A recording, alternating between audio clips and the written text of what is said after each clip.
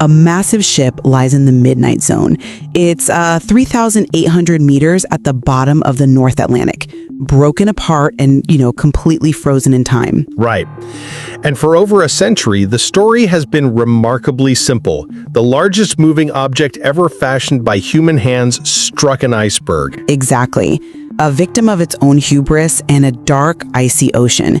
But when we look closer at the wreckage, the simplicity kind of shatters, and these profound contradictions emerge. Yeah, like why was the ship carrying a propeller blade stamped with the wrong hull number? Or why did the closest ship in the vicinity sit idly by in the ice field with a cargo hold full of, nothing but wool sweaters? Right. And when we look at the financial aftermath, who truly benefited from the elite passengers who never made it home? Welcome to the debate. Today, we are looking at the 1912 sinking of the Titanic. But we aren't just looking at the iceberg.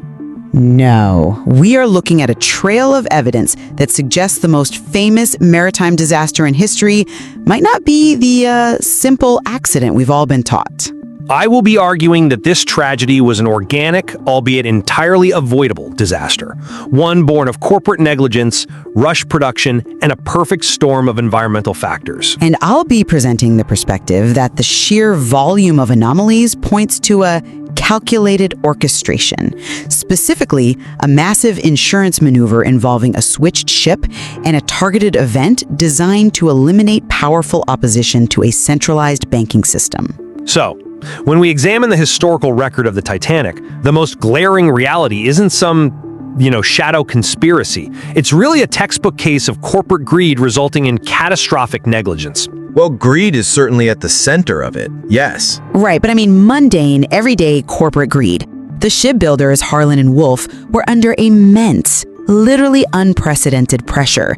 The White Star Line was desperate. They were losing ground to the Cunard Line, which was churning out these incredibly fast vessels like the Lusitania. They couldn't compete on speed. Exactly. To compete, White Star prioritized luxury and scale over speed, but their timeline was just brutal. The maiden voyage was so horribly rushed that standard safety, speed, and lifeboat tests were simply skipped. Which is staggering to think about. It is, and that pressure manifested in structural realities that ultimately doomed the ship. Combine that with Captain Smith's ego-driven decision to push the ship at high speed through a known ice field just to arrive in New York early for positive publicity, and the disaster becomes tragic, but entirely predictable. I hear that, but the narrative of pure incompetence relies on an extraordinary string of coincidences, and in historical analysis, coincidence is often just, poor observation. You don't think rushing production explains the failures? It explains some things, but the sheer volume of anomalies demands a much more critical analysis of intent, and crucially, of who benefited. The physical and financial evidence strongly suggest that the ship at the bottom of the ocean is not the Titanic at all. Okay, here we go. It's actually its damaged sister ship, the RMS Olympic. Consider these staggering last-minute cancellations by J.P. Morgan, the ship's ultimate owner, alongside 50 of his wealthiest associates. Right, the famous passenger list swap. Yes. And consider the deeply curious presence of the SS Californian, a ship also owned by a J.P. Morgan subsidiary, waiting just 19 miles away. I propose the sinking served a dual macroeconomic purpose. Which would be? Escaping the ruinous financial burden of the Olympic, which had sustained uninsurable damage after a crash, and second, eliminating powerful industrialists who are fundamentally opposed to the Morgan and Rothschild-backed creation of the Federal Reserve. Okay, but if you're going to claim a massive financial conspiracy, you can't just look at JP Morgan's bank accounts or passenger lists. You have to look at the actual metal sitting on the ocean floor. Let's look at the metal. How do you explain the physical wreckage somehow being the Olympic?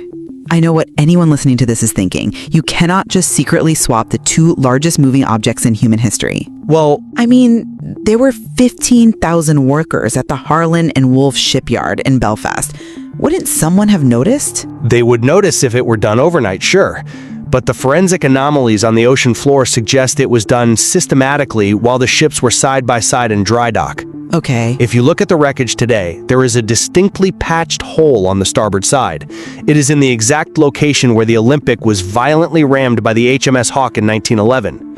You can even see 2 supporting metal rods placed to reinforce that specific damage. Interesting. Furthermore, on the side of the sunken hull, the letters M and P have been identified beneath the eroding paint. Wait, M and P? Are you saying they just hastily painted over the nameplate? Exactly. There is no M or P in Titanic.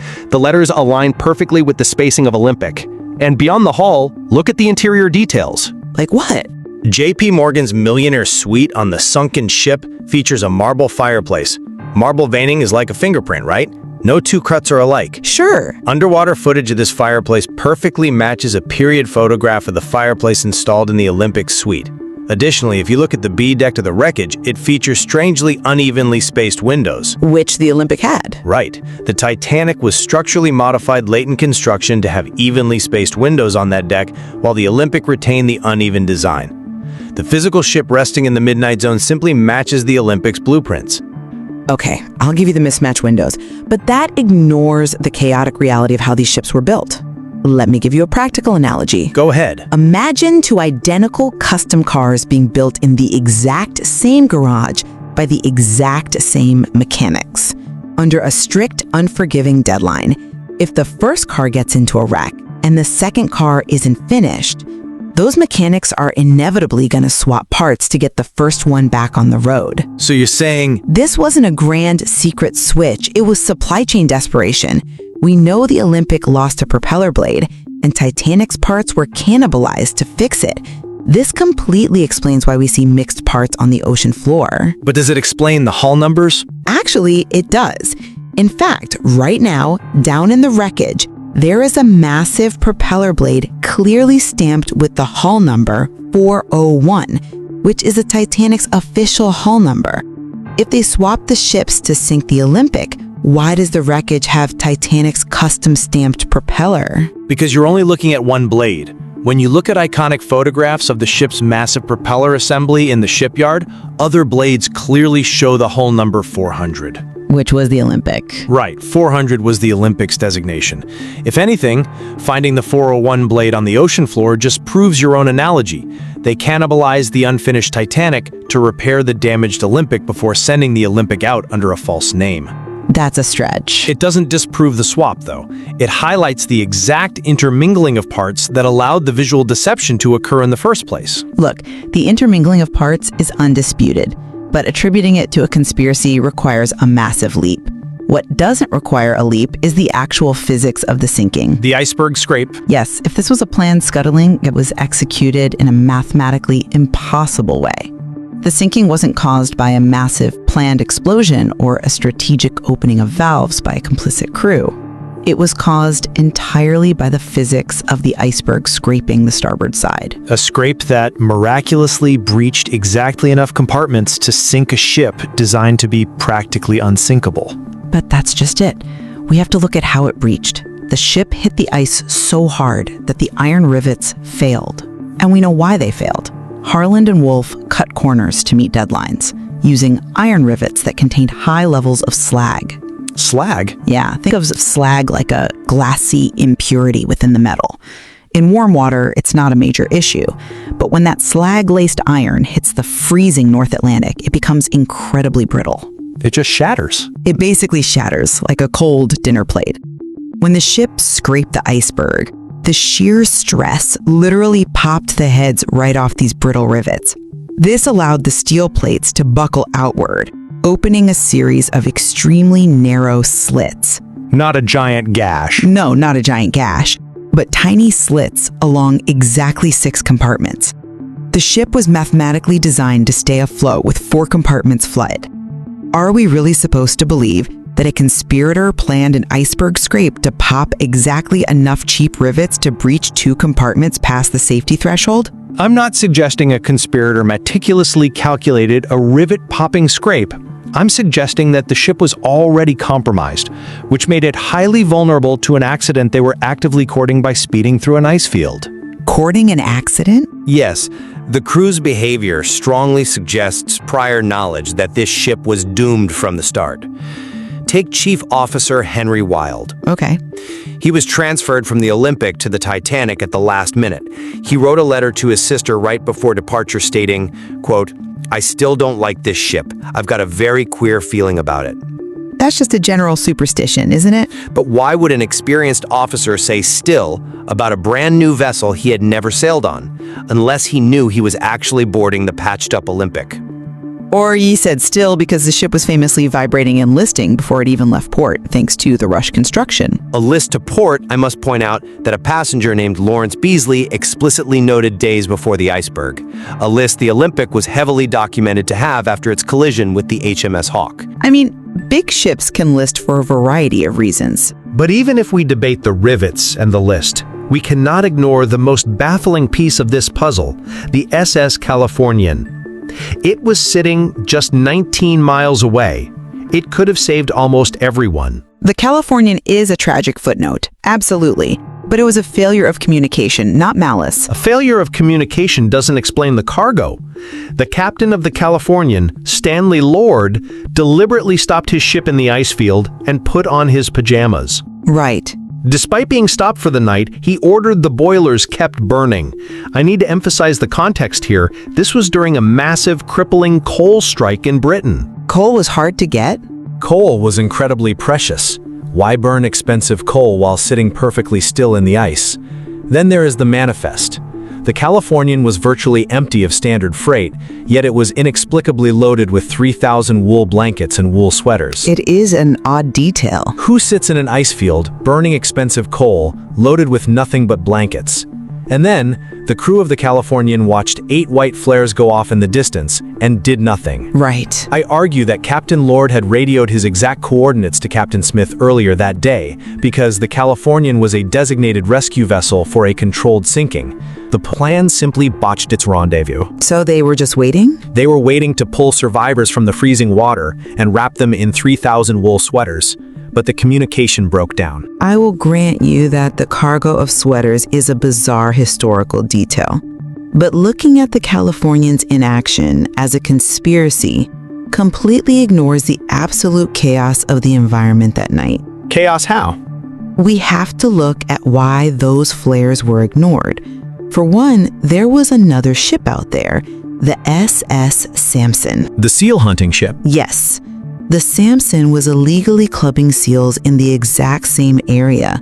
Because it was dark, the Samson was firing white flares into the sky to signal its small hunting boats to return to the main vessel. So when the crew of the Californian saw white flares, they didn't immediately assume a massive ocean liner was sinking. Because they were expecting red flares? Exactly. Today, we know a flare means distress. But in 1912, white flares were not the international standard for distress. Red flares were. Right, but still. White Star Line, in its sheer arrogance, only stocked white flares for company identification and celebration. They literally used them to signal other White Star ships. So Captain Lord's inaction wasn't a failed rescue conspiracy. It was gross incompetence compounded by a lack of standardized distress signals, and the confusion caused by an illegal seal hunting ship shooting off identical flares. That's quite a coincidence. Add to that the environmental reality of the night. There was a rare atmospheric event happening called a thermal inversion. Ah, the mirage theory. Yes, but it's not just a theory, it's atmospheric physics. When freezing air sits directly below warmer air, it acts like a giant atmospheric lens. It bends light upward, creating what's called a superior mirage. Which distorts the horizon. Right. This optical illusion effectively lifted the dark horizon line higher than it actually was. It perfectly camouflaged the iceberg against the dark sky until they were right on top of it. Human error, bad rivets, and a thermal inversion explain the sinking without needing a shadow operation. Well, gross incompetence and atmospheric anomalies are very convenient rugs under which to sweep massive historical inconsistencies. Even if we accept the seal clubbing ship and the mirage, we cannot ignore the macroeconomic motive driving this entire voyage. The Federal Reserve theory. Exactly. This brings us to the financial mechanics of 1912. The historical record shows a concentrated effort by a group heavily backed by J.P. Morgan and Lord Rothschild. Their explicitly documented goal was to centralize wealth to dictate geopolitical outcomes. Right. In America, this meant passing the Aldrich Plan, the precursor to the Federal Reserve Act. And here is where we make the leap from maritime tragedy to global financial takeover. It's not a leap, it's following the money. There was massive opposition to a central bank. John Jacob Astor IV, Benjamin Guggenheim, and Isidor Straus were incredibly powerful retail and industrial tycoons. They were. Their wealth came from tangible industry, not debt-based finance. They fundamentally opposed a central bank that would allow Wall Street financiers to control the money supply. These three men were among the richest in the world, and they were all on that ship. But Morgan wasn't. Right.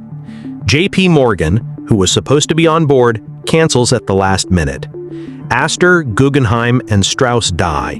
By the following year, 1913, the primary opposition is gone, Woodrow Wilson is elected, and the Federal Reserve Act is passed. The creation of the Federal Reserve was indeed a fiercely contested economic battle. But I mean, we have to look at the logistical credibility of your premise. I want you to imagine trying to execute a hostile boardroom takeover, Dan, by blowing up the entire skyscraper, hoping the three executives you don't like happen to be in the elevator at the time. That's an exaggeration. Is it? Is sinking a massive ocean liner in the middle of the North Atlantic not the most imprecise, uncontrollable, blunt instrument imaginable for a targeted assassination? Uncontrollable? They were in the middle of the ocean. But survival on that ship was effectively a lottery. If the goal is to eliminate Astor, Guggenheim, and Strauss, how do you guarantee their deaths by sinking a ship of that scale? They were first-class passengers. They had the highest statistical probability of getting on a lifeboat. True, but Astor literally put his wife on a lifeboat and could have easily stepped in himself in the early chaos. There is no way to guarantee they go down with the ship. Furthermore, let's look at the financial logic of the insurance scheme you proposed earlier. okay. J.P. Morgan's combined insurance policy on the ships paid out about $1 million. The cost to build the ship was significantly more than that. The White Star Line took a massive financial hit, and the reputational damage permanently ruined the company. Sinking the ship was financial suicide, not a masterstroke of profit. You were looking at the microfinances of the White Star Line rather than the macrofinances of J.P. Morgan's empire. How so? The White Star Line was a mere subsidiary. If sacrificing a subsidiary paves the way for the creation of a central banking system, an institution that dictates the economic policy of the entire United States, controlling trillions of dollars over the next century, the loss of a ship and a shipping line is a rounding error. A rounding error that killed 1,500 people? Yes. As for the assassination method being a blunt instrument, sometimes a blunt instrument provides the most impenetrable cover. A localized accident looks like murder. A maritime catastrophe looks like an act of God. Wow. It's the perfect crime because people like you will spend a century arguing about rivets and thermal inversions instead of looking at who walked away with the keys to the global economy. But you know, to believe that, you have to believe that thousands of people, shipbuilders, crew members, the captain of the Californian, were all complicit or perfectly manipulated, and that none of them ever broke their silence. You have to believe they engineered a crash that perfectly breached 6 compartments. I understand the skepticism. To me, the evidence overwhelmingly points to something much more common and arguably more terrifying: human fallibility driven by corporate greed. The White Star Line wanted to beat a competitor. They skipped vital safety tests. They allowed a myth of an unsinkable ship to propagate in the press because it sold tickets to the elite. The unsinkable myth definitely played a role. And that illusion of safety infected Captain Smith, who ignored multiple ice warnings. It was a tragic confluence of immense corporate pressure, structural compromises like the slag-filled iron rivets, and fatal operational decisions made in a treacherous environment. That negligence cost 1,500 people their lives. And my position remains that the physical anomalies on the seafloor cannot simply be waved away as supply chain issues. The swapped parts, the mismatched windows, the painted-over letters. Right. Combine that physical evidence with the inexplicable behavior of nearby ships loaded with rescue supplies and the highly convenient elimination of banking rivals, and it demands a deeper inquiry. We cannot ignore the macro-historical shifts that occurred immediately following this disaster. It did change history. The British inquiry into this event was a documented whitewash that exonerated the wealthy owners and blamed a confused captain 19 miles away. The evidence asks us to view this not as a tragic accident, but as a calculated geopolitical and financial maneuver. You know, despite our different lenses, I think there is a profound area of convergence here. We both entirely agree that the widely accepted, simplified narrative, the idea of a pure, unforeseeable act of nature, is fundamentally flawed. Absolutely. We agree that corporate greed is the true villain of this story. Whether that greed manifested as skipping safety tests to beat a rival shipping line, or as far-reaching macroeconomic plots to control a nation's wealth, the result was the same. The hubris of the powerful ultimately doomed the passengers in steerage and first class alike. I agree entirely. The official record always demands to be questioned because power rarely operates in plain sight. Exactly. The most famous disaster in maritime history continues to force us to question the nature of historical truth. It reminds us that whenever we are handed a clean, simple narrative, we must always ask, why did this really happen, and who truly paid the price? A massive ship lies in the midnight zone, 3,800 meters down, broken and silent.